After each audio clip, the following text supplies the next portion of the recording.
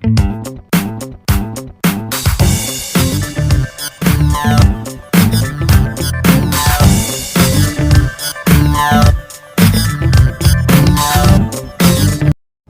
cantique nous dit, je parlerai de ta bonté et de ta fidélité. Dieu est fidèle. Et je parlerai de ça pour tout ce que tu as fait pour moi.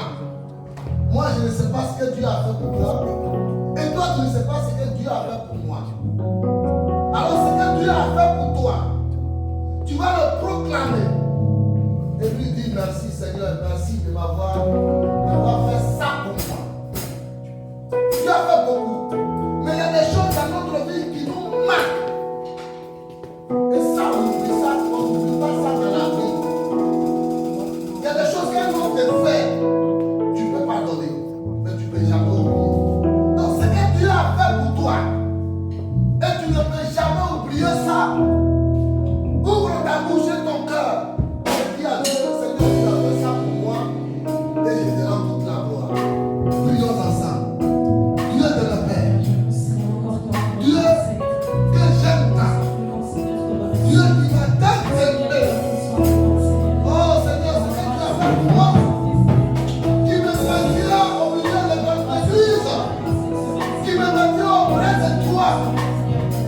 Il n'y a pas de rappel beaucoup, mais ce que je retiens, c'est que quand je m'attachais dans le péché, quand j'étais dans la condamnation, quand j'étais incarné, quand je marchais sans savoir où j'allais, quand j'étais perdu, quand la mort m'attaquait, quand la sécurité m'avait envahi, quand j'étais fouillé, quand j'étais mort, tu allais mourir pour moi, tu as donné ta vie, tu as été humilié, tu as été brimé, ton sang a été versé, tu as été perforé, les hommes t'ont humilié, les hommes t'ont craché sur toi, les hommes t'ont traité de tout le nom, à cause de moi. Seigneur, au-delà de ce que tu m'as donné, ce que tu as fait, ce que je retiens qui est fondamental, qui me maintient auprès de toi, c'est que ni ma mère, ni mon père, ni qui que ce soit, ne pourra donner sa vie pour moi, mais tu l'as fait.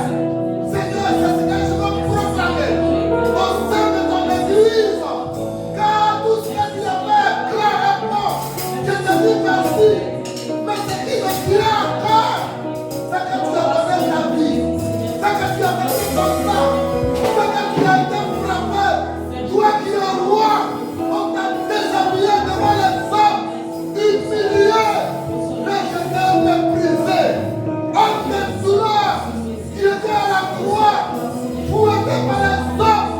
Seigneur, tu n'as ni parlé, tu n'as ni ouvert la bouche à cause de moi, pour que moi aujourd'hui, je puisse être sauvé, pour que moi aujourd'hui, je puisse être appelé fils de David, pour que moi aujourd'hui, je puisse me tenir devant ton peuple. Gloire soit donnée à toi, Seigneur, mon Père qui m'a engendré est mort, il m'a laissé sur cette terre, il m'a rien donné, je n'ai jamais vu ce qu'il a fait pour moi, il ne devait pas mourir à ma place, il ne l'a pas fait, mais toi, tu l'as donné ta vie, Seigneur, c'est ça, à la base de ma vie chrétienne, c'est que je suis que c'est toi qui es mort pour moi, que c'est toi qui as permis que je sois ainsi, que c'est toi qui détient ma vie, que c'est toi qui m'as ressuscité, que c'est toi qui allais passer une place pour moi, que c'est toi auprès de qui je viendrai, que c'est toi qui me console, que c'est toi qui me bénit, que c'est toi qui me donne le souffle de vie, que c'est toi qui me guérit. Seigneur, la base de ma vie auprès de toi. Il n'y a pas de personne qui a fait ça. C'est ce que je raconte à ton peuple. C'est ce que tu as fait pour moi. Je le dis tout haut. Je le dis à mon cœur. Je le dis avec ma force. Je le dis avec mon joie. Que toi, Jésus, le roi des rois, le prince de paix, toi qui as créé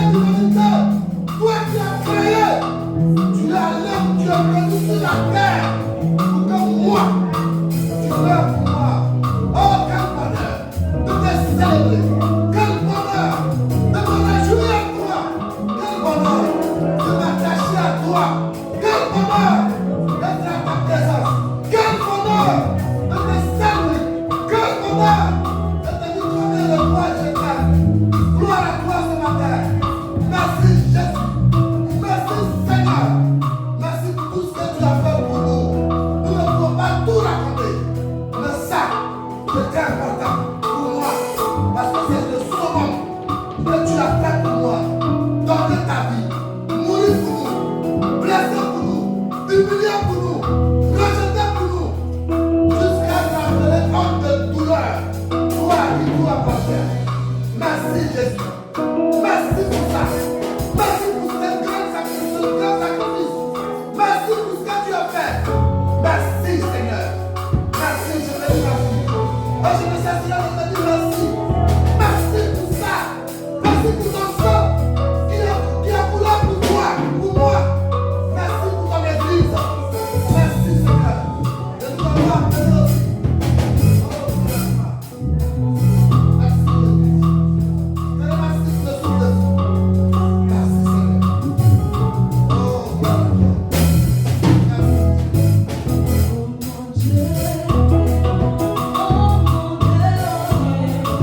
Oh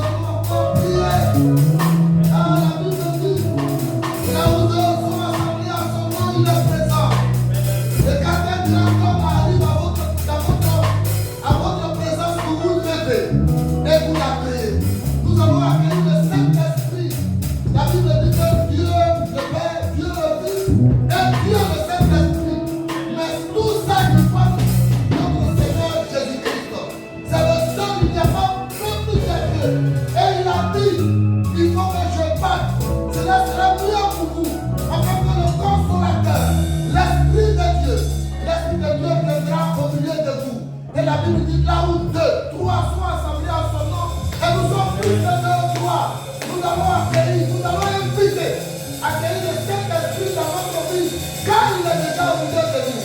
Prions, bien-aimés. Oh Saint-Esprit de Dieu, nous savons, nous reconnaissons que tu es au milieu de nous. Nous voulons tout simplement te donner la première place, parce que tu le mérites. Mais pas la place de n'importe quelle place, mais la première place. Et ce matin, je vais te donner la place de mon cœur. Car dans ma vie, il y a nous mentons qui nous suivent à ce qui sont de notre cœur. Et je veux que tu appliques au sein de mon cœur, afin que Seigneur, je puisse savoir faire ce qui est juste dans la vie, Seigneur. J'ai besoin de toi. J'ai besoin de toi.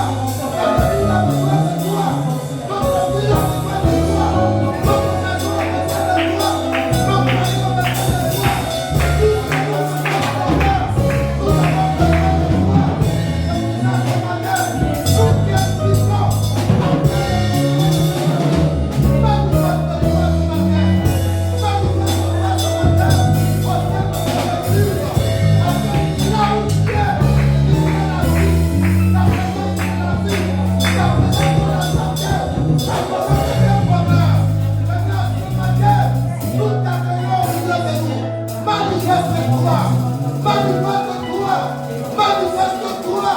Manifeste-toi en ta présence, Seigneur. Nous avons la joie et nous avons la paix en nous-mêmes. Quand tu règnes, tout notre puissance ne peut régner, Seigneur. C'est pour cela que nous t'accueillons vraiment au milieu de meilleurs paris, au milieu de meilleurs frères. Seigneur, dans toutes les églises t'accueillent ce matin. Merci Jésus. Et nous avons fait grâce de t'accueillir au milieu de nous. Reçois l'adoration, reçois l'honneur. Prends la première place et prends le contrôle de toutes choses. La gloire, l'adoration, la prédication, tout ce que nous allons faire ici, tout ce que nous allons faire à notre autorité. Parce que Seigneur, tu demandes l'autorité que ton autorité au sein de ta maison. Prends la première place et nous te mettons notre vie. Merci Seigneur, parce que tu es au milieu de nous. Nous te saluons et nous te remercions. Et nous te bénissons pour ta présence au milieu de nous. Béni soit ton nom. Oh, béni soit ton nom. Esprit de Dieu, tu es au milieu de nous. Et quand un roi arrive, le trône se soumet à lui. Tout le monde est humble devant lui. Et le roi des rois, le Seigneur des seigneurs, que je nomme Jésus-Christ, lui qui a donné sa vie pour nous, il est au milieu de nous. Car il a dit là où deux sont assemblés à son nom, il est présent. Dieu n'est pas le fils de l'homme pour contredire ce qu'il a dit. Dieu n'est pas le fils de l'homme pour mentir. Comme nous les hommes, on ment parfois aux femmes. Dieu ne ment pas. Tout ce qu'il dit, c'est oui et amen. Alors, c'est peuple de Dieu. Nous allons nous lever. Ceux qui vont se prosterner vont se prosterner. Mais nous allons nous tenir debout. Et nous allons rentrer dans les familles. De l'Éternel pour nous combien de fois il est grand. Combien de fois il est fort. Combien de fois nous l'aimons. Alors nous les louons. Avec nous dans l'adoration très fort. Levez votre cœur. Levez votre esprit.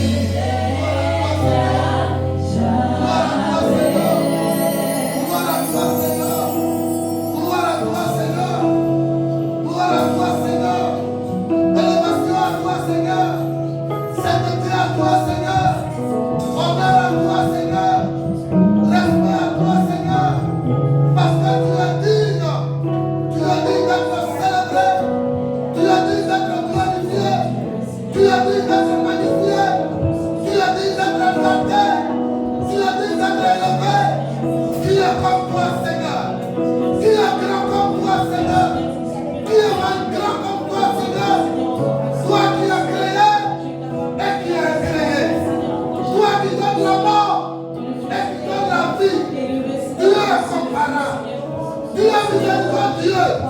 Dieu est merveilleux. À toi la gloire. À toi l'élévation. À toi l'honneur. Toi qui es assis sur ton trône élevé. Seigneur, nous t'élèvons. Seigneur, nous te bénissons. Seigneur, nous te magnifions. Seigneur, nous te rendons toute la gloire. Parce que nous mérites que nous te bénissons. À toi la gloire. Reçois la gloire de nos enfants. Reçois la gloire de nos enfants. Reçois la gloire de nos enfants. Oh Seigneur, au-delà de toutes choses, nous te remercions de Dieu. Merci mon Dieu. Merci mon Dieu pour ta vie. Oh, moi, je viendrai dans ta maison. Nous t'aimerons d'avancer. À toi la gloire et l'émotion. Nous t'aimerons. Et nous te rendons toute la gloire. Le meilleur de la souffrance. Dieu qui crée et qui est créé. Béni soit ton nom. Que ton nom soit mis en place. Et on ne reconnaît pas. Que ton nom soit glorifié. Que ton règne vienne. Et que ta volonté soit faite dans ma vie. Parce que tu es ma source. Et tu es mon Dieu. Je suis dans mes plans. Et tu es mon roi. Je suis mon Seigneur. Et tu es mon maître. Je suis mon Dieu. Et je suis ton fils. Tu es mon ami. Tu es mon créateur. C'est toi mon berger. À toi la gloire et l'élévation.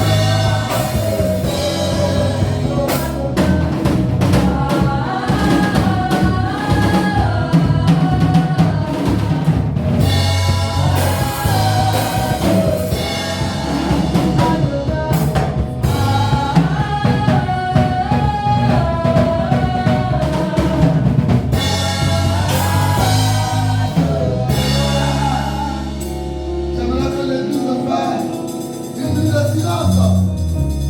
Et contemplons la grandeur de ce grand Dieu. Contemplons la grandeur de ce grand Dieu. Regardez ce qu'il a fait. La créature. Quand je vois la connaissance, c'est quand je suis dans l'avion que je vois et je dis Seigneur, tu es merveilleux. Tu es grand. Calmons-nous. Contemplons sa beauté, sa grandeur dans notre cœur. Les enfants de même père, même mère n'ont pas le même caractère. Parfois, ils n'ont pas le même temps. Parfois, ils n'ont pas la même connaissance. Dieu confond tout. Les hommes de ce monde ont un temps. Tout a un temps. La beauté d'une femme flétrie, l'homme vieillit.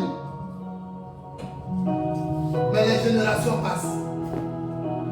Et les gens parlent toujours de notre Dieu. Mais quand un homme est mort, on l'appelle Alexis, on connaissait, ton temps est passé. Mais ce grand Dieu que toi et moi nous adorons, il n'a pas de temps, il n'a pas de limite, il n'a pas d'âge. Quel merveilleux roi que nous adorons. Célébrons-le dans votre cœur. Contemplez sa grandeur, car notre Dieu est grand. Il donne la vie et il peut l'enlever. Il peut ressusciter un homme qui est mort durant des années pour lui. Seul le Seigneur Jésus-Christ peut le faire. C'est ce Dieu-là pour qui nous sommes ici. Appréciez-le. Dis-lui des mots doux. Dis-lui que tu l'aimes. Si tu n'as rien à dire, dis Seigneur, je t'aime. Parce que ce mot je t'aime là, tout le monde aime ça. Si un homme regarde sa femme et dit, oh ma femme, tu es très belle. Cette journée-là, la femme a gagné sa journée. Parce que le mot je t'aime est fort. Quand la Bible dit Dieu nous a tant aimés, à cause de l'amour qu'il a pour nous, manifestons l'amour à l'égard de notre Dieu. Oh, alléluia. Celui qui se sent inspiré, qui se tient debout et envoie l'adoration du peuple de Dieu à notre Seigneur. Oh, amen.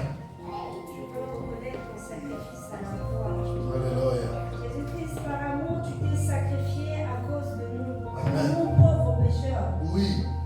Nous qui étions dans le péché et par amour, tu es venu nous chercher. Alléluia. Par la main, Jésus-Christ. Oui.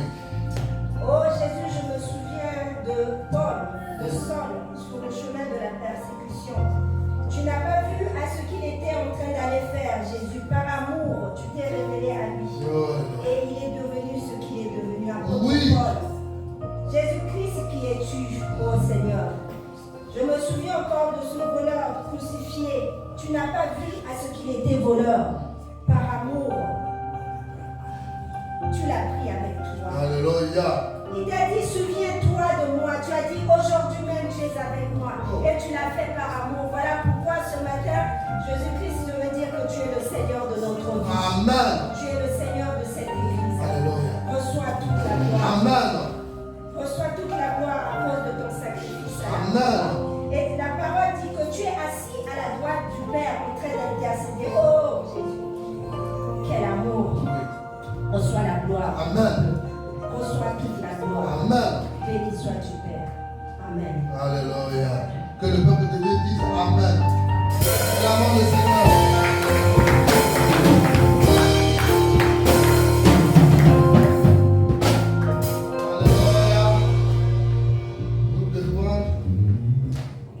Tenez-vous debout, on va danser un peu. Mettez les cantiques chauds en congolais, en bété, en gros, tout ça, la première des langues des autres. Hein, parce qu'on n'est pas que des Congolais ici. Hein, on va mettre quand même le congolais, c'est bon, ça c'est très bon. Ça, on ne peut pas vous l'enlever. Alors, bon, tenez-vous debout, on va danser un peu.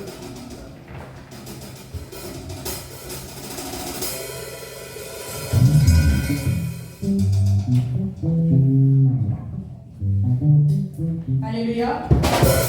Alléluia. Est-ce que nous sommes dans la joie ce matin? Est-ce que nous pouvons encore nous appeler?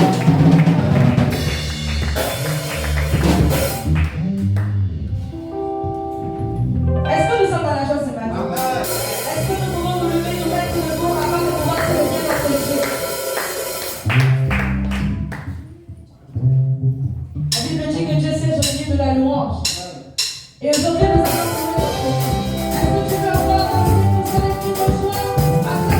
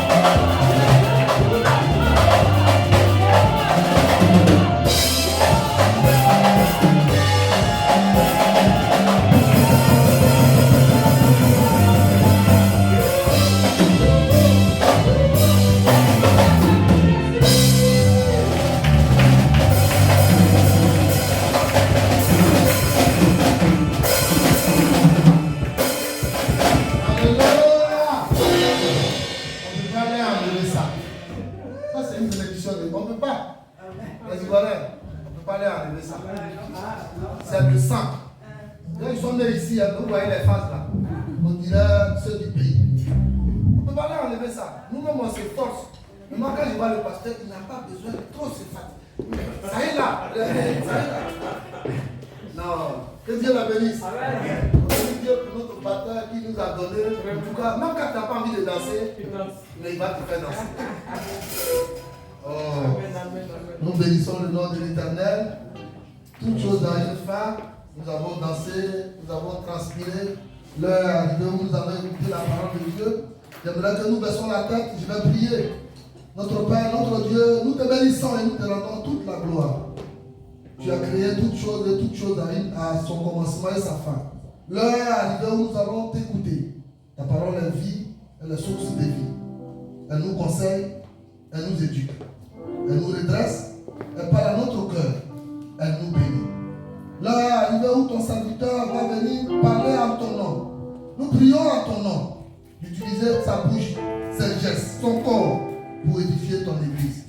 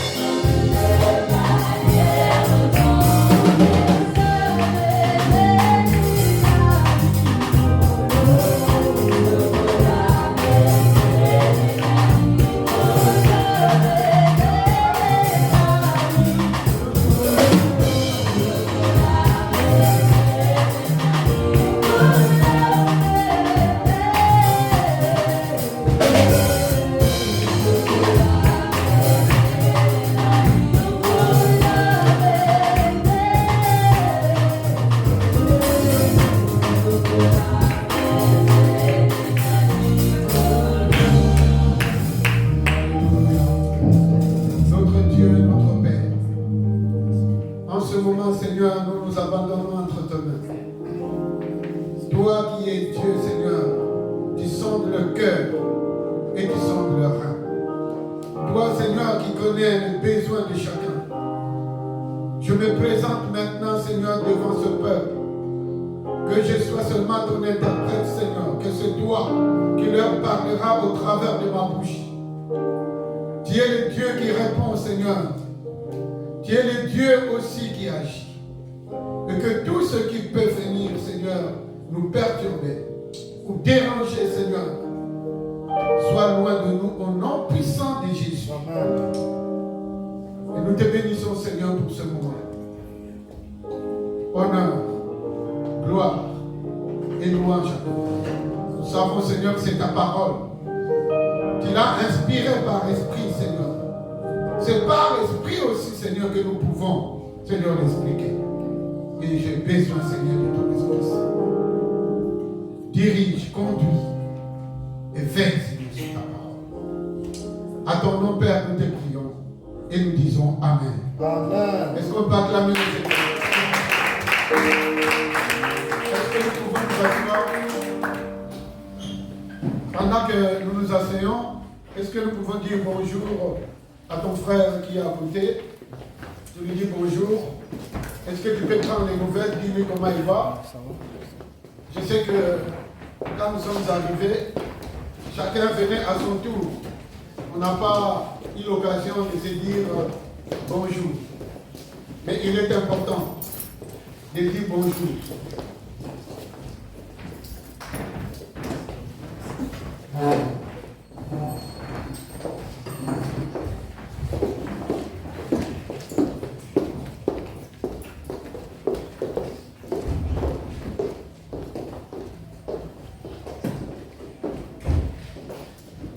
Alléluia.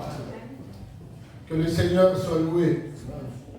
Et ce matin, nous remarquons l'absence de l'apôtre. Hier, nous étions ici à la prière, mais cette nuit, je peux dire qu'il a été attaqué, il a vraiment mal partout, et qu'en même temps, nous disons que c'est la grippe. Mais nous savons que nous sommes en guerre. Nous avons déclenché les combats. Et que de tous côtés, dans un combat, vous savez, dans une guerre, il y a des batailles. Il y a plusieurs batailles dans une guerre. On peut perdre la bataille, mais on ne perd pas la guerre. Amen. Et surtout que pendant cette période, nous avons été avertis que le combat est rude et qu'on doit faire très attention. Il faut vraiment que nous soyons tous aux aguets, que nous veillons. Ne nous laissez pas distraire. Nous devons être concentrés. Et surtout, ce n'est pas le moment de s'absenter pendant la prière, bien-aimé. Et que,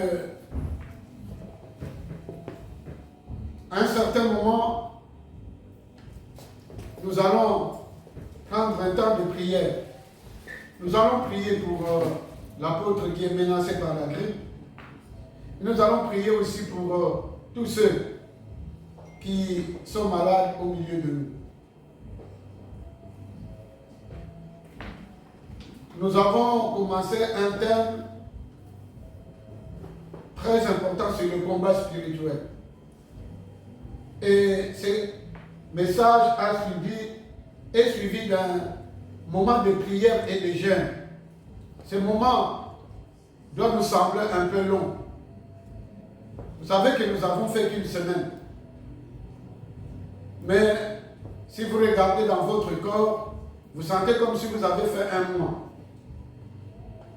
Il y en a même qui commencent à se relâcher. Il y en a même qui commencent à dire, mais non, j'ai déjà fait, c'est bon. Maintenant, il faut que je reprenne mes habitudes. Mais la fin d'une chose vaut mieux que son commencement. Je vais t'exhorter, toi qui as commencé, il faudrait que tu ailles jusqu'au bout.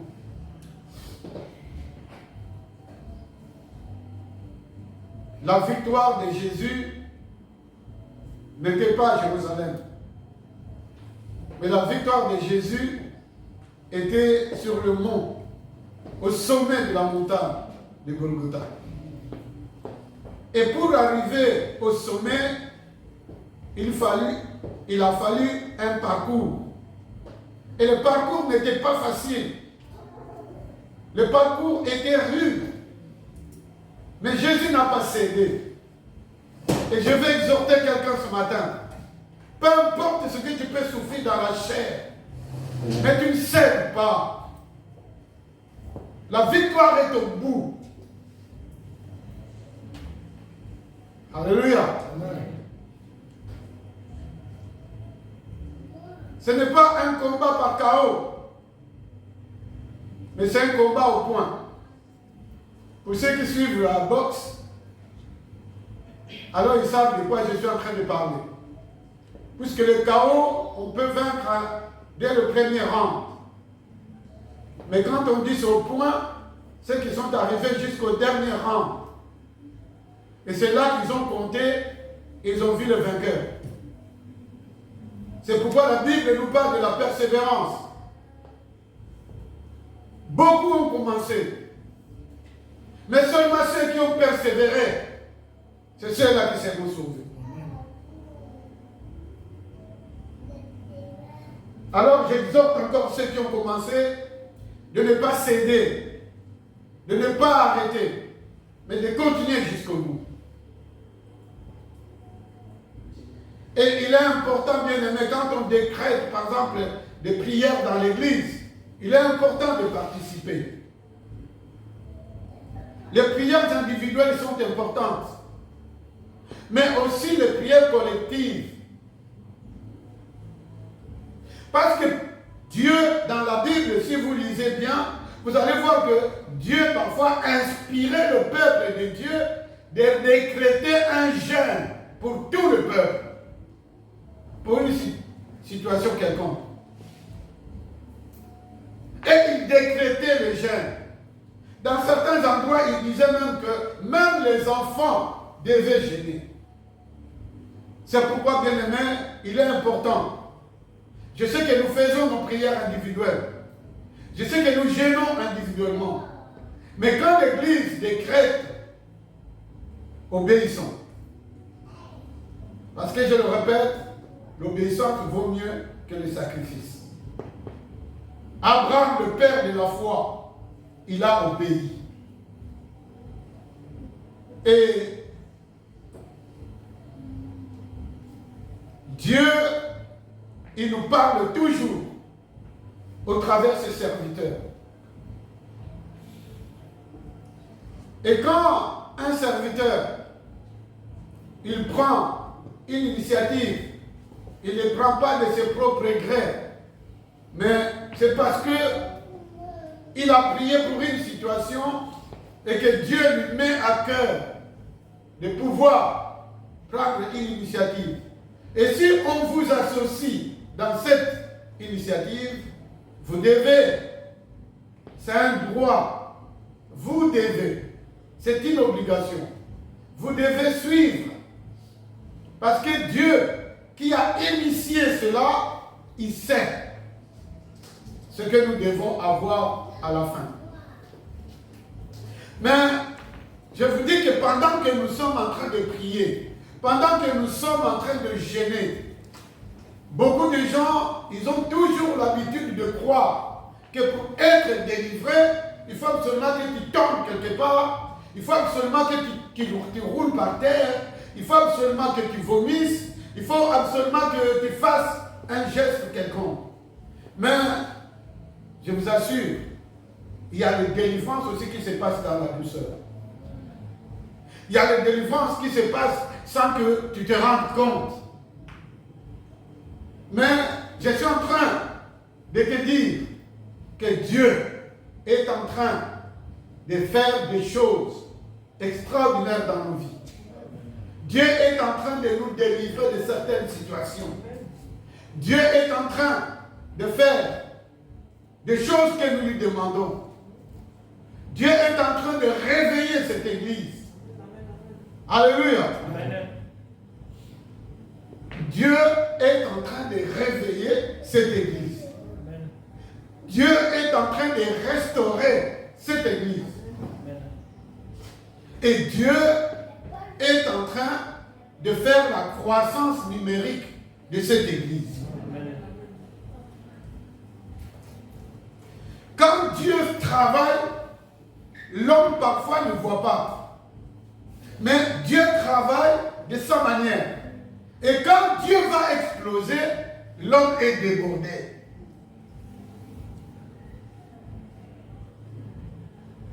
C'est pourquoi la Bible nous dit, la pensée de Dieu n'est pas la pensée des hommes. Dieu pense toujours différemment.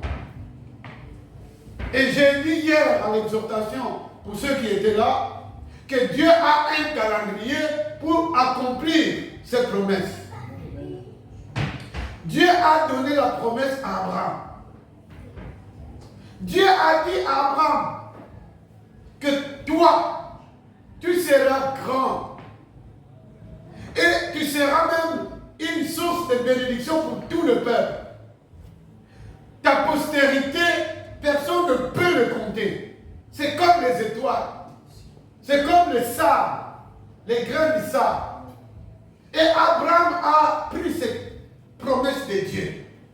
Mais pendant qu'Abraham voulait observer, réussir les promesses de Dieu, qu'est-ce qui se présente devant Abraham? C'est la famille. Pendant qu'Abraham attendait les promesses, mais c'est la famille qui se présente. Il n'y a rien à manger. Tout devient difficile.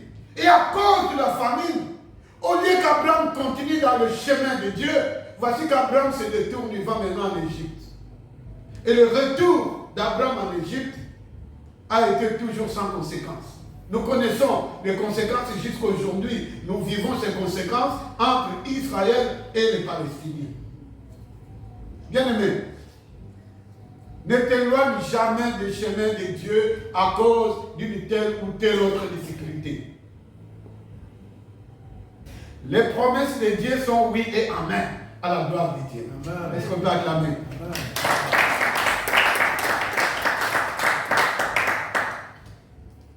Je suis vraiment en train d'aller doucement.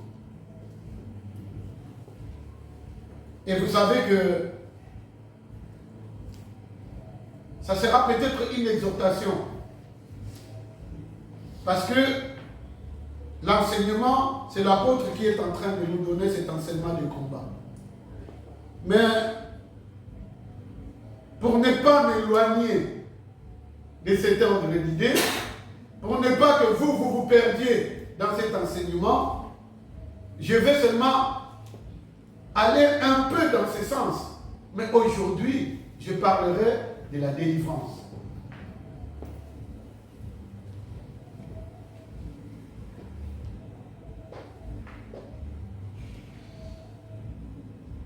On parle de la délivrance pour quelqu'un. Délivrance, ça veut dire détaché. Donc, on parle de la délivrance pour quelqu'un qui est lié, qui est attaché. C'est une personne qui a envie de faire beaucoup de choses. Mais à un certain moment, il se sent bloqué. À un certain moment, il perd sa liberté. Ça peut être la liberté de mobilité. C'est-à-dire que j'ai envie de progresser. J'ai envie d'aller de l'avant. Et je fais un effort pour que j'aille plus loin dans ma vie. Mais quelque part, je me sens toujours limité. Quand je vais faire quelque chose, alors je sens qu'il y a une force qui me pousse de ne pas aller plus loin, alors cette force me retient. Et quand une personne vit des moments pareils, C'est-à-dire, quelque part, il y a une force qui les retient. Est-ce que quelqu'un me comprend?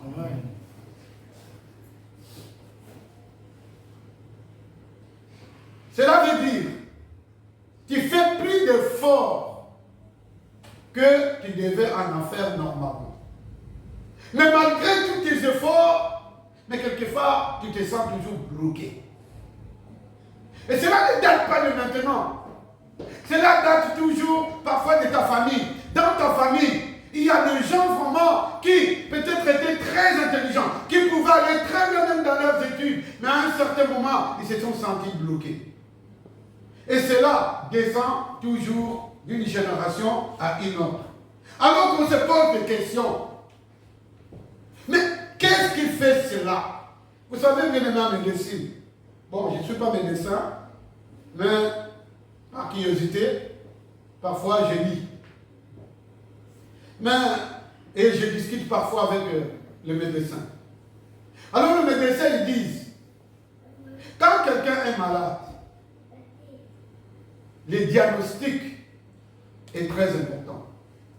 Si le médecin loupe sa diagnostic, c'est que le malade ne sera pas guéri.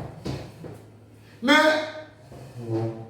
aussi dans la maladie, il y a les symptômes et la maladie propre. Mais le médecin, quand il diagnostique, il ne soignera pas les symptômes, mais il va chercher à soigner la maladie. Est-ce que quelqu'un comprend? Je vous donne un exemple. Si quelqu'un a le sida, par exemple, la maladie c'est le sida, mais les symptômes peuvent être mal à la tête. Les symptômes peut-être c'est la toux. Mais si tu soignes la toux, ou si tu soignes le mal à la tête, la migraine, est-ce que le sida va être guéri? Non. C'est-à-dire, quand il y a des choses qui ne vont pas dans la famille, quand les choses ne vont pas dans la vie, il faut faire le bon diagnostic pour savoir d'où vient cette situation. Ça date de quand? Et pourquoi c'est chez nous? Pourquoi pas ailleurs? C'est là que tu vas commencer à te poser des questions. Mais qu'est-ce qu'ils ont fait mes parents? Qu'est-ce qu'ils ont fait mes grands-pères? Est-ce que je ne suis pas victime des choses qu'ils ont fait dans le passé? En posant toutes ces questions et en lisant la Bible, tu peux comprendre maintenant l'enseignement que nous sommes en train de suivre, que ton sang est plus vieux que toi. Ah. Est-ce que vous êtes arrivé? Est-ce que vous êtes arrivé? Et que ton sang est plus vieux que toi. Parce que ton sang existait avant que toi tu sois. Si le sang n'existait pas avant nous, comment nous avons le même ADN avec nos parents? Et la Bible dit, la vie est dans le sang.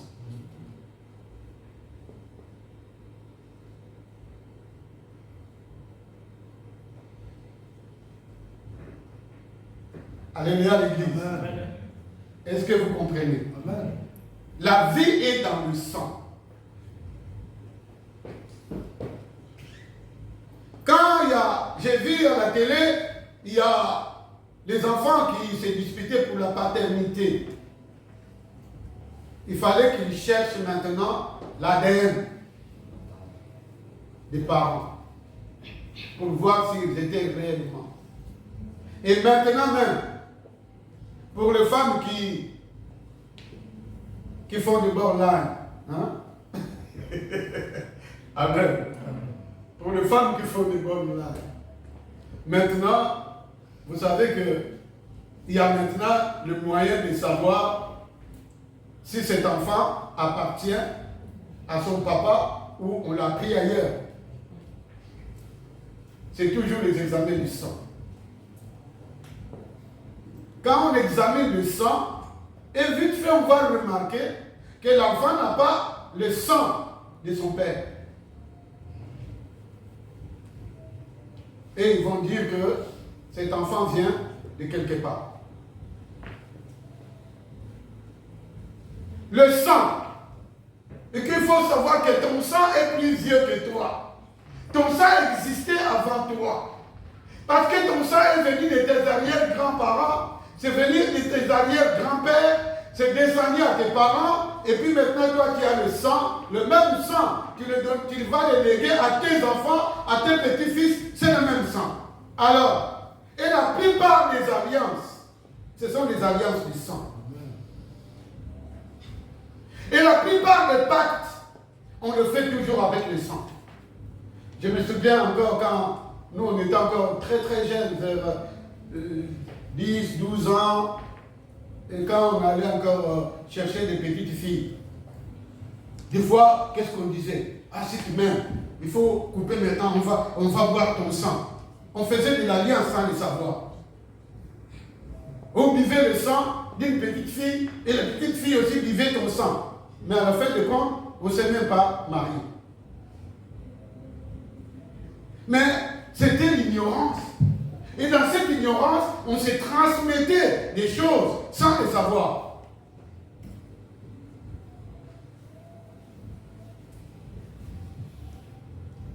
Tu vas te lier dans un sang qui ne t'appartient pas, tu ne sais pas ce sang-là, à quelles alliances dans leur vie.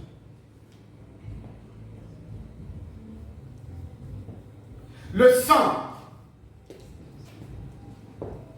Alors que, bien aimé, la délivrance fait que si il y a des alliances, si il y a des pactes qui ont été faits par alliance, c'est pourquoi Dieu, pour délivrer l'humanité, parce que Dieu savait que les gens ont été liés par le péché du sang. Parce que nous sommes tous descendants d'Abraham et ce descendant d'Adam, et nous avons le sang d'Adam en nous. Et comme Adam a péché, et le péché est entré dans l'humanité. Et nous sommes tous victimes de ce sang. Alors Dieu maintenant, pour délivrer son peuple, Dieu a utilisé bien sûr Jésus-Christ. Mais le prix que Dieu a payé, c'est le sang de Jésus. C'est par son sang. Le sang de Jésus, la Bible dit, non seulement le sang de Jésus pardonne le péché, mais le sang de Jésus ôte le péché. Est-ce que quelqu'un comprend? Non seulement qu'il pardonne, mais il vient ôter. C'est pourquoi nous appelons le sang précieux. Pourquoi le sang de Jésus, non seulement il a pardonné, mais le sang de Jésus est venu ôter le péché. Mais parce que le sang de Jésus n'a pas subi la corruption. Et je vous assure, si Dieu avait osé de payer de l'argent à Satan pour nous délivrer, Satan était capable de trouver le montant pour rembourser. Mais parce que Satan nous a achetés et Jésus-Christ est venu nous racheter. Vous connaissez racheter, c'est-à-dire acheter de nouveau. Il est venu nous acheter de nouveau, mais pas avec de l'argent, pas avec les bêtes, mais il est venu nous racheter avec son sang. Pourquoi? Parce que le sang de Jésus, c'est le sang qui n'a pas été corrompu. Et ce sang est précieux, c'est pourquoi nous appelons le précieux sang de Jésus. Est-ce qu'on peut acclamer Jésus?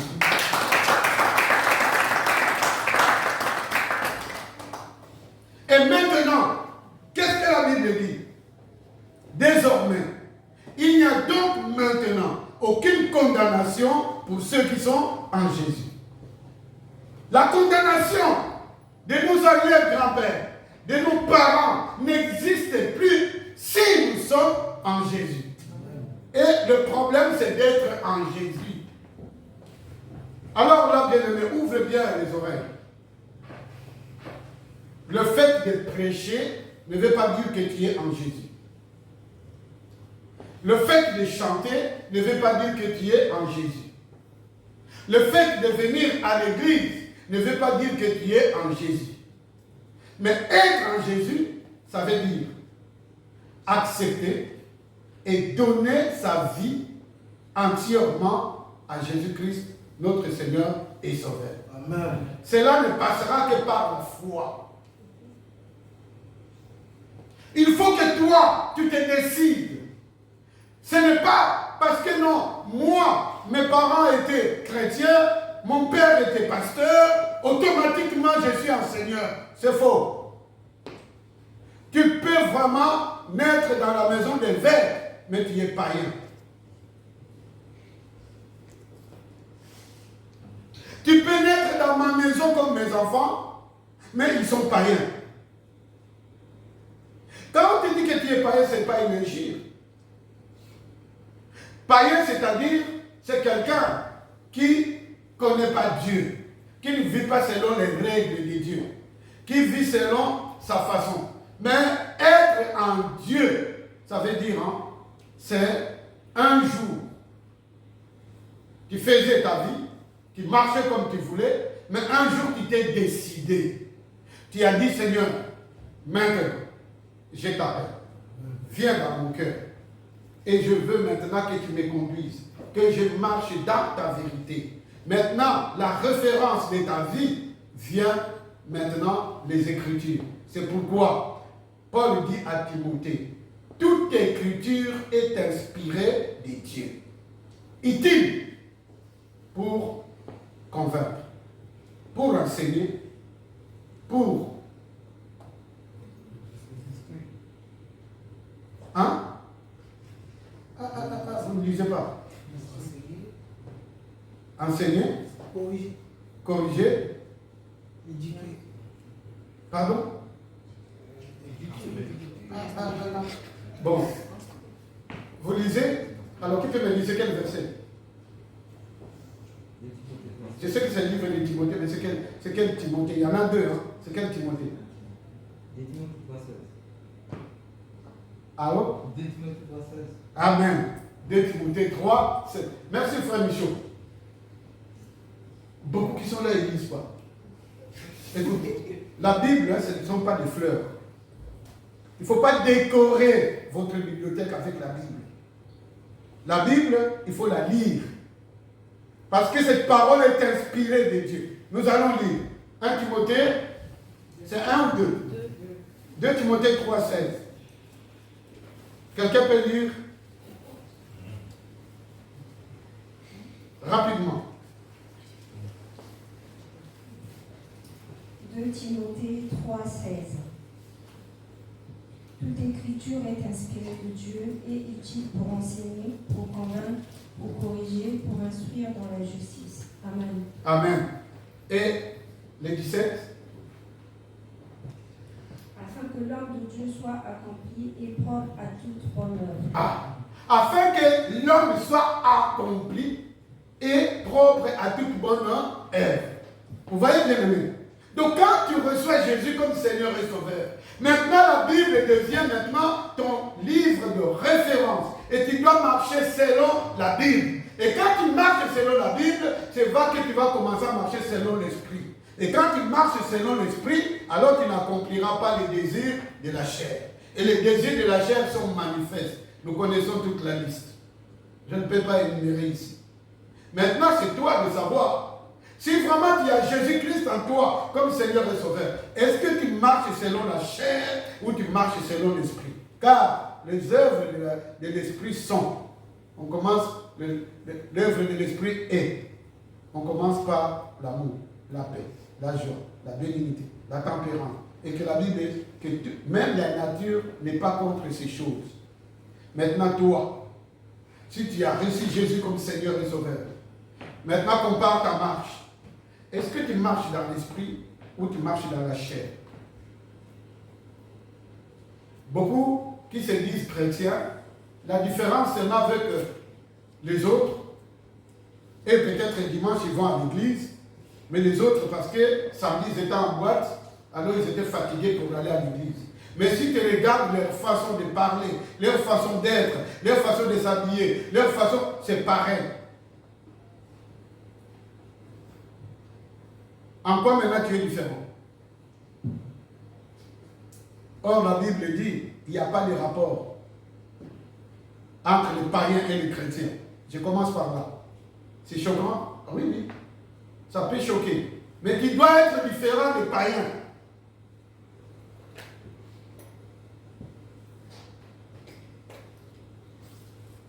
Tu ne peux pas avoir comme référence un païen, un vieux du quartier qui vole, alors toi maintenant tu vas arrêter tes études pour dire mais ce n'est pas la peine d'étudier parce que mon grand là-bas, il vole et puis il est riche. Moi aussi, je vais le suivre pour devenir voleur. Tu finiras ta vie en prison. Est-ce que tu comprends? Je donne un peu des exemples chocs. Mais toi-même, tu peux définir. Il y en a plusieurs que tu peux te donner. Mais toute notre référence, nous devons toujours nous référer par des personnes qui marchent très bien, qui doivent être de bons exemples pour nous. Et si nous sommes des grands frères, nous devons influencer tous ceux qui nous entourent par rapport à notre comportement. Parce que nous vivons selon la Bible.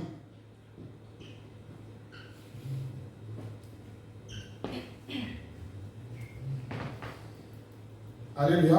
Amen. Ce que nous faisons en secret, parfois ça nous trahit. Vous savez, bien aimé, au pays on avait une maman, cette maman était vraiment bien à l'église. C'était une maman modèle. Et tout le monde l'appréciait. Mais la maman elle élevait un oiseau chez elle. Vous savez l'oiseau qu'on appelle perroquet. Perroquet, c'est comme un oiseau intelligent en fait. Mais le perroquet répète seulement ce qu'il entend. Et or, la maman, à l'église, elle était vraiment modèle. Quand il lui parle, elle baisse sa voix. Il dit bonjour papa. Ah papa, il ne faut pas faire ça. Il donnait toujours des conseils. Mais à la maison, la maman avait un autre comportement. Il traitait toujours imbécile. Regarde ta tête. Or, le perroquet, il est en train d'enregistrer. Et le perroquet ne sait pas à quel moment il faut utiliser ces mots. Le perroquet lui enregistre ces mots. Alors un jour, parce que nos pays, à l'époque, on se promenait toujours ensemble. Nous étions des frères zélés en tout cas. Et on était toujours ensemble, soit 5, 6, on se promenait toujours comme ça, tous les jours. Et je vous assure que quand vous vous promenez en groupe, vous êtes épargné de beaucoup de choses. En groupe, vous n'êtes pas vulnérable. Vous ne pouvez pas commettre le péché en groupe. On pêche toujours seul. C'est quand tu vois que tu es seul que personne ne te voit. C'est là que tu peux te cacher pour aller commettre des bêtises. Mais quand vous êtes en groupe, vous êtes épargné des bêtises. Et nous, on était épargnés de beaucoup de bêtises parce qu'on était toujours en groupe. Amen. Est-ce que les jeunes, vous êtes là? Amen. Et vous pouvez prendre ces exemples-là. Ne vous promenez jamais seul. N'allez jamais seul chez les filles. N'allez jamais seul pour aller visiter une fille chez elle. Quand tu vas aller visiter une fille, allez en groupe.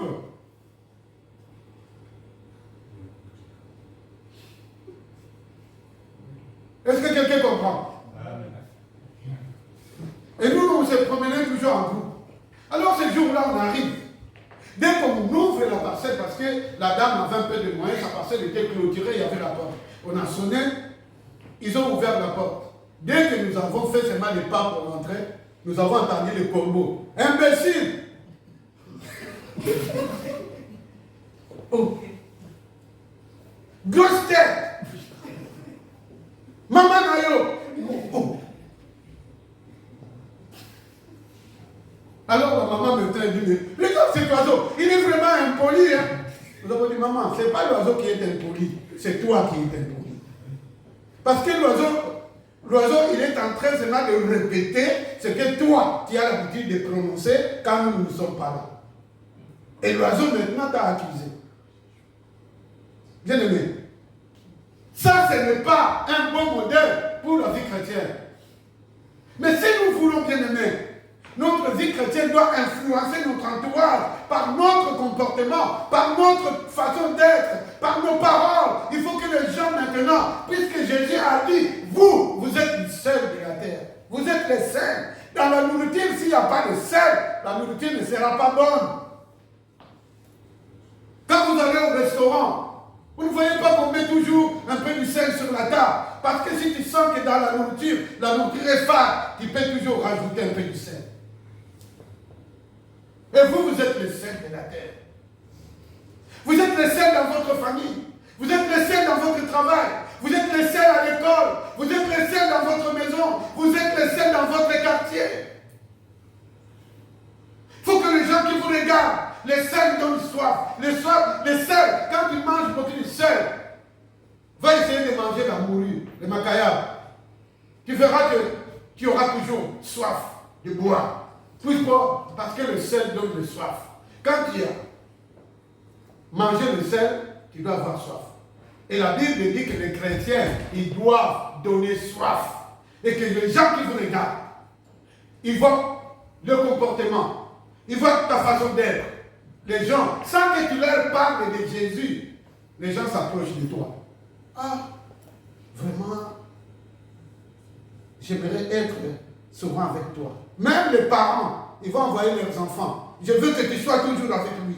Pourquoi? Mais parce que tu deviens quoi? Un modèle. Et c'est qui t'a donné ce modèle? C'est Jésus-Christ. Alléluia. Amen. Parce que tu l'as reçu dans ton cœur comme Seigneur et Sauveur. Est-ce que vous êtes toujours là? Amen. Oh, je vous vois fatigué. Est-ce que vous êtes toujours là? Amen. Vous êtes choqué? Non. Ah. C'est ça la parole de Dieu. C'est ça la vie chrétienne. Nous devons toujours marquer la différence. Mais alors, je vais faire une parenthèse. Cela ne veut pas dire que parce que toi tu suis Jésus, que parce que tu es dans le Seigneur, que tu ne peux pas tomber un jour dans un péché. Non. La Bible ne le dit pas. Écoutez ce que la Bible dit. Si quelqu'un parmi vous a péché, nous avons auprès de lui un avocat, Jésus-Christ le juste. C'est-à-dire, c'est pourquoi d'ailleurs il y a la repentance. Si quelqu'un tombe, il faut qu'il se relève. Et il va se relever comment? Dans la repentance. Mais est-ce que parce qu'il y a la repentance, maintenant il faut avoir l'habitude de tomber parce que demain je vais me relever? Non. La Bible dit, loin de là.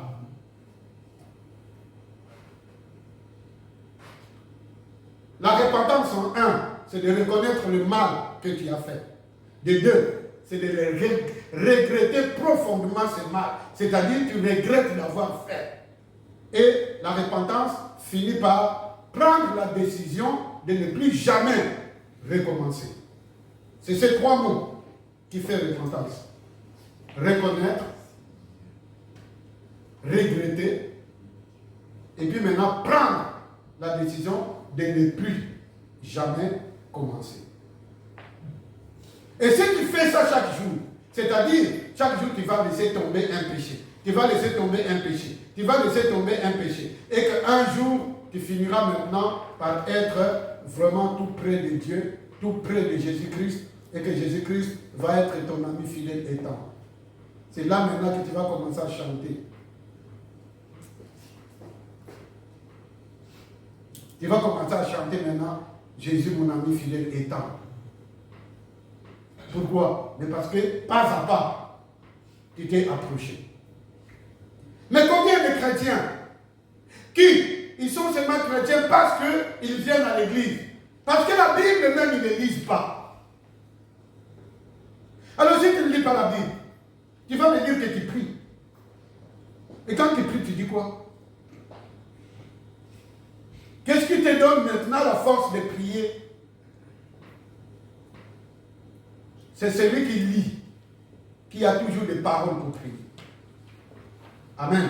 Amen. Si tu lis la Bible, tu ne manqueras pas de paroles pour prier. Parce que la Bible va te dire, il va te montrer ce que la Bible dit. Écoute ce que la Bible dit. Nous ne savons pas prier. Mais Dieu nous aide par le Saint-Esprit. Mais le Saint-Esprit, nous l'obtenons comment?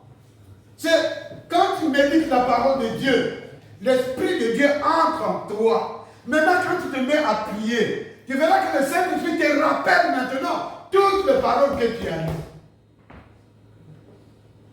Est-ce que depuis que je suis là, je suis en train de parler, n'est-ce pas? Est-ce que je lis la Bible? Mais je parle de la Bible. Ceux qui lisent la Bible, ils comprennent tous les versets que je suis en train de citer. Mais je n'ai pas voulu vous bourrer des versets. C'est pourquoi je suis en train de les dire moi-même. Mais pourquoi? Mais parce que j'ai l'habitude de lire.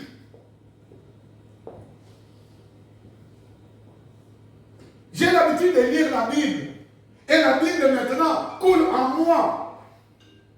Et quand je me mets à prier, je ne manquerai pas de mots. Parce que la Bible va me rappeler tout ce que j'avais lu et tout ce qui me concerne. Alléluia. Amen. Le Seigneur vraiment est bon.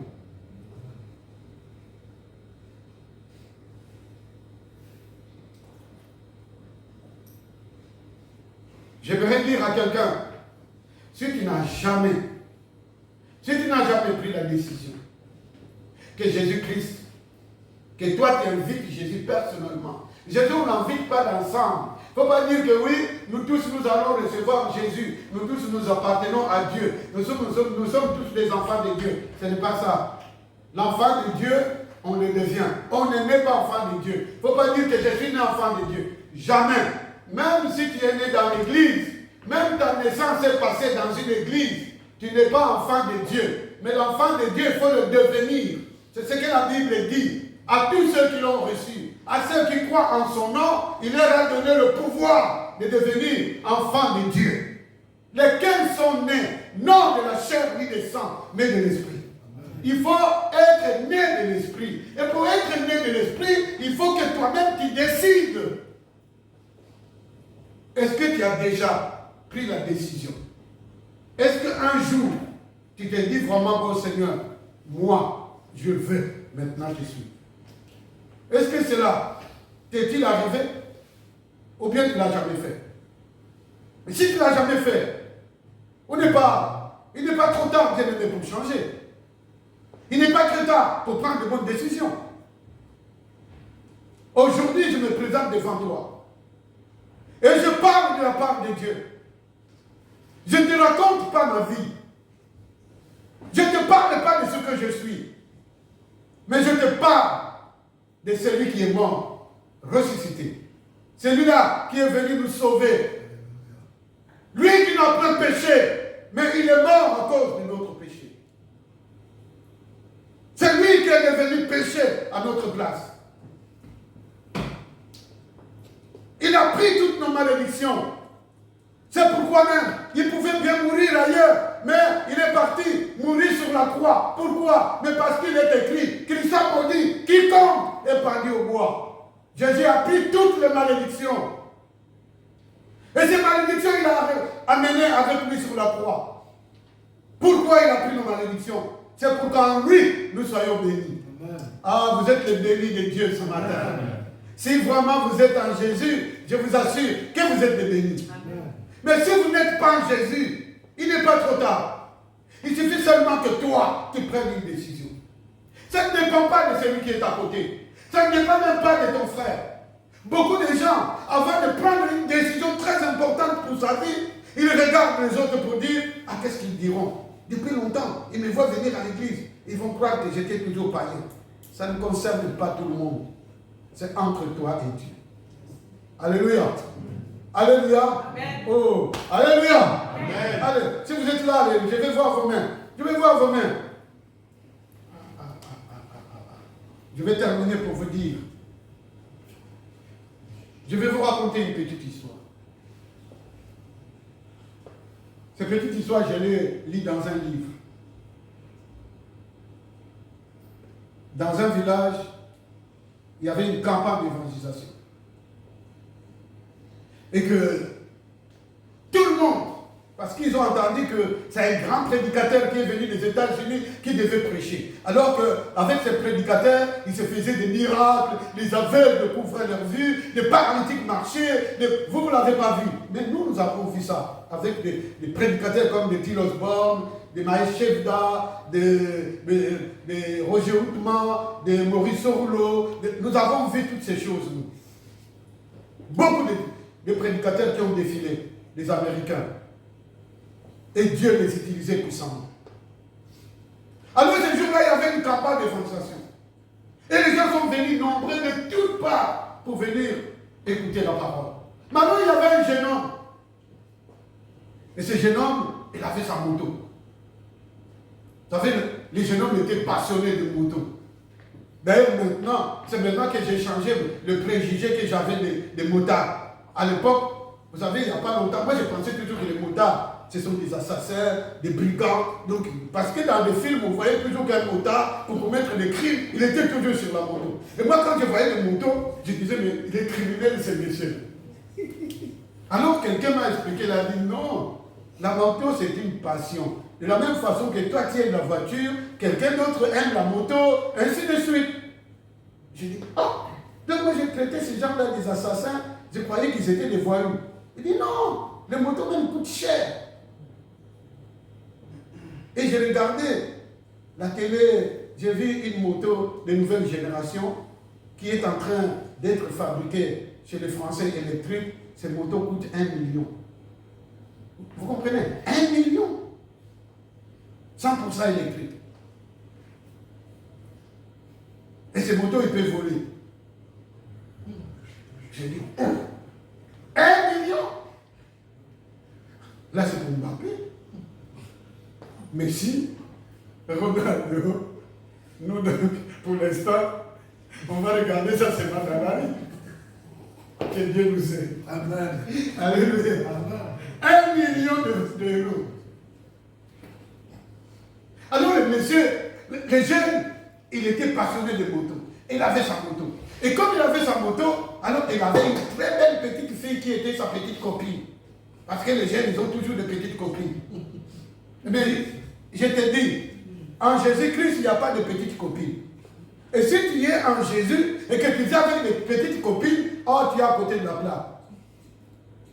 Je t'assure que les sorciers de ta famille, ils vont même construire un aéroport sur toi. Toutes les nuits, ils vont venir vraiment, ils vont venir se poser sur toi. Et puis ils vont commencer à manipuler les énergies qui sont en toi. Pourquoi? Parce qu'en Jésus-Christ, il n'y a pas de petites copines. Il n'y a pas de petits copains. En Jésus-Christ, ça commence toujours par la fiançailles. Et puis les gens se marient. Amen. Amen. Amen. Amen. Et la femme n'est pas une nourriture où tu vas goûter pour savoir si c'est bon ou c'est pas bon. Où il y a du sel ou il n'y a pas de sel. Non. La femme, la Bible dit, c'est un partenaire, un vis-à-vis. Quelqu'un comme toi, mais ton secrétaire. Vous savez que la femme, c'est un secrétaire dans la maison. Le secrétaire, c'est lui qui gère tout. C'est lui qui traite tes dossiers. Je vais vous dire un secret. Vous savez, quand vous me voyez vraiment, les gens croient, ah, parce que tu es solide. Non, ce n'est pas moi. Je suis solide parce que je me sens soutenu par Maman Julienne. Amen. Alléluia. Amen. Alléluia. Je me sens soutenu. Si Maman Julienne me lâchait un instant, c'est là où vous allez savoir comment passer tu es fragile. Mais si vous me voyez fort, parce que je suis soutenu. Vous savez que vendredi, nous étions ici, nous deux seulement, en train de prier. J'ai dit toujours, oh Seigneur, merci. Parce que tu m'as donné mon vis-à-vis. La secrétaire particulière. Amen.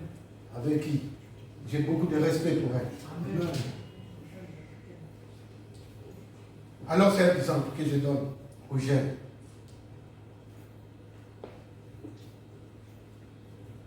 Je continue. Le jeune là, il avait sa moto. Et derrière sa moto, une petite belle fille. Et la belle fille n'était pas sa femme, mais elle était sa copine. Maintenant, Ils voulaient passer, mais ils ont fait la campagne d'évangélisation. Ils ont dit, ah non, nous voulons assister. Le jeune homme, il était là sur sa moto.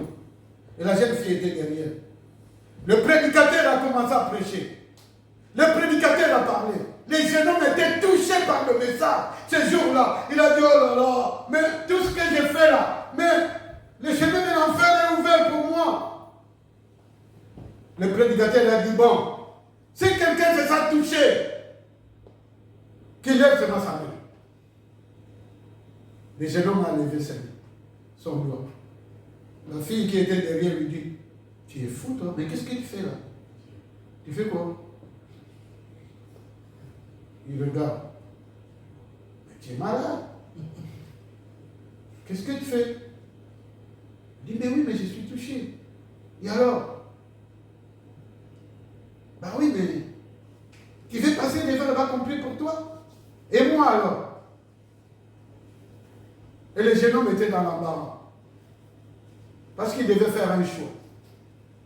Choisir Dieu ou choisir la fille. Et le combat était terrible. Son cœur battait très fort. D'un côté, il pouvait prendre la décision. Et de l'autre côté, la honte. Qu'il voulait. De l'autre côté, il dit, cette belle fille, si je l'abandonne, quelqu'un d'autre viendra le prendre. Est-ce que je vais supporter cela? Et bien de l'autre côté, son cœur disait, non, si tu acceptes aujourd'hui, tu seras sauvé. Je suis en train de parler à quelqu'un.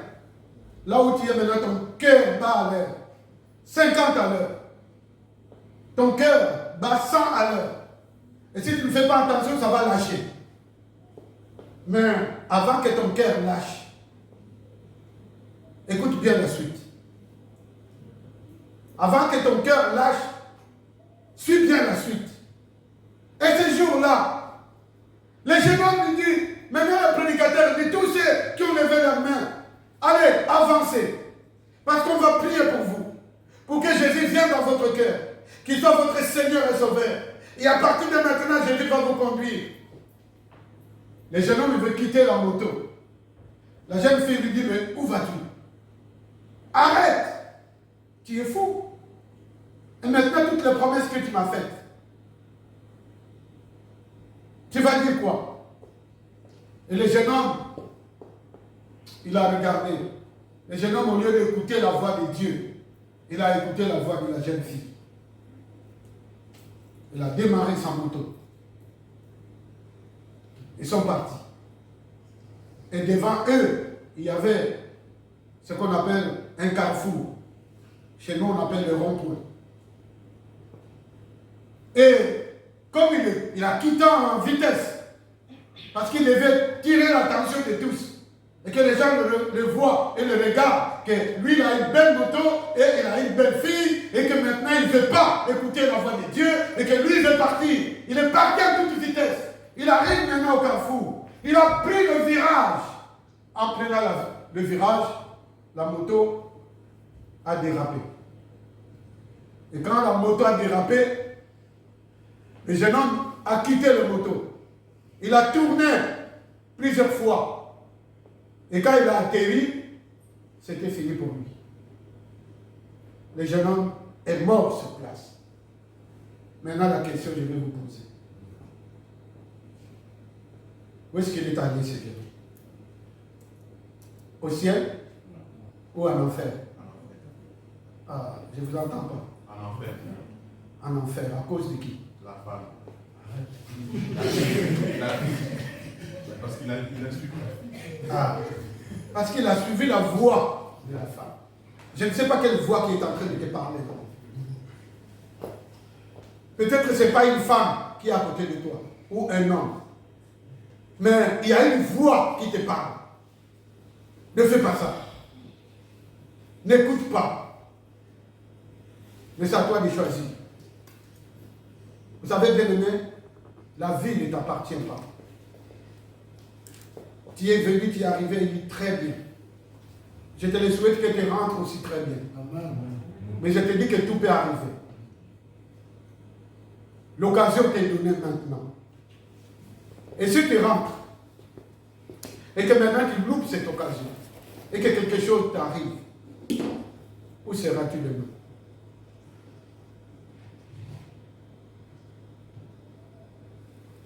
Oui?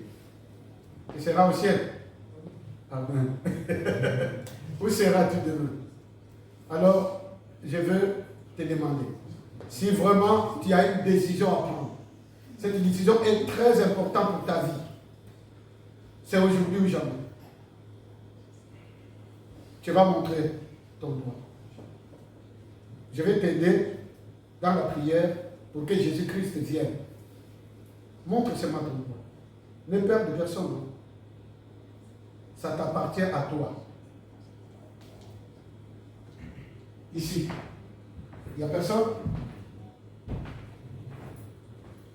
Il n'y a personne. Et là, il n'y a personne.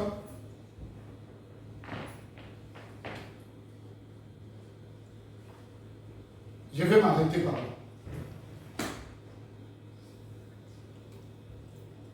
Je disais qu'aujourd'hui, je voulais simplement vous exhorter. Je voulais seulement que vous preniez conscience. On ne se moque pas de Dieu. On ne joue pas avec Dieu.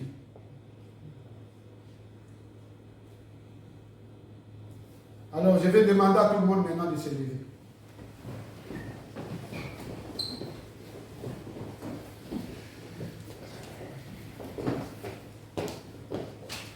Je remercie le Seigneur parce que vous avez dit, vous tous, vous êtes les enfants de Dieu. Vous avez dit que vous tous, vous avez reçu Seigneur, Jésus comme Seigneur et Sauveur. Mais en même temps, vous avez dit que de temps en temps, nous essayons un peu de toucher les bordures. Si c'est le cas, tu as besoin seulement de te repentir. Te repentir, c'est-à-dire demander pardon, reconnaître. Et puis maintenant, tu vas prendre la décision et que de marcher vraiment dans la voie du Seigneur. Parce que le Seigneur a besoin de toi. Le Seigneur avait t'utiliser. Mais simplement, l'obstacle, c'est ce que tu fais. Je connais un homme de Dieu. John Wesley. Vous savez, il y a eu la Révolution française. En même temps, il y a eu la Révolution anglaise. La Révolution française a fait les bains de sang. Les gens sont morts. Mais la Révolution anglaise a été épargnée du bain de sang. Et pourquoi? La Révolution est au même moment. Ici, ce n'est pas loin. Ça fait les bains de sang. Et de l'autre côté, le sang n'a pas été versé. Pourquoi? Mais parce qu'il s'est levé un homme de Dieu qui s'appelait John Wesley, qui a prié et qui a, à l'époque, qui a suscité le réveil. Le réveil de l'époque a fait que, comme les gens, ils s'étaient réveillés et que tout le monde, ils croyaient maintenant à l'évangile, ils étaient enfants de Dieu et cela a fait que en Angleterre, les gens n'ont pas cédé pour qu'il y ait le bain du sang. C'est-à-dire John Wesley a sauvé tout un pays. L'Angleterre. C'est ce que doit être un chrétien. Il doit impacter. Et c'est ce que nous devons être. Mais qu'est-ce qui nous retient pour que nous puissions impacter la vie que nous sommes? Là où nous vivons. Quelque chose qui nous retient. C'est pourquoi nous allons nous repentir. Chacun. Tu regardes en toi. Tu fais une introspection. Regarde à ton intérieur. Qu'est-ce qui te retient? Et tu vas demander pardon. Et tu vas dire au Seigneur, maintenant, je veux être une autre personne. Prie. Alléluia. Oh, regarde toi-même. La Bible dit qu'il faut déchirer le cœur et non le vêtement. Tu déchires ton cœur. Sois sincère envers ton Dieu.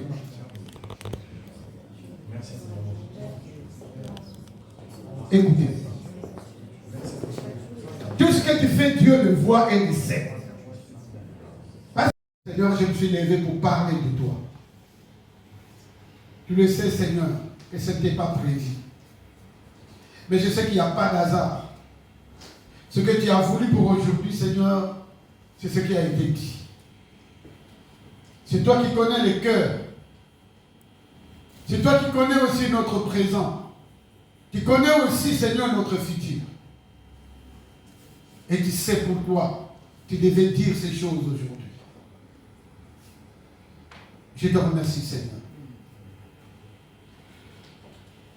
Et je te rends grâce. Je ne connais personne, Seigneur, mais toi tu connais chacun d'eux, tu connais leur cœur. Tu sais chacun, Seigneur, comment il marche et ce qu'il fait. Mais par des mots, Seigneur, que tu as mis dans ma bouche, comme je te l'ai demandé, j'ai dit où j'ouvrirai seulement ma bouche, mais toi tu la rempliras. Et tu as rempli ma bouche. Je te remercie, Seigneur. Et je te loue. Je sais que, Seigneur, nous avons dit aujourd'hui c'est une délivrance. Et que quelqu'un a été délivré, Seigneur, de ce message. Parce que toi, tu travailles qu'avec les hommes. C'est avec eux que tu vas travailler, Seigneur, pour remplir cette église. Car, Seigneur, John Wesley a dit,